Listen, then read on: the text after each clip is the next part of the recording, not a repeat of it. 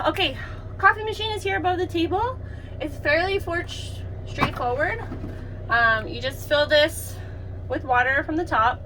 I would recommend no more than 8 cups, just because you're in a vehicle, things can move and splash.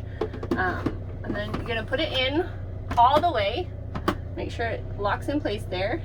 And then this pulls out for your coffee filter, and pretty straightforward as well. Pull in and out. Make sure that's in all the way. And then make sure that your coffee pot is lined up in the center of the heat plate so it doesn't make a mess.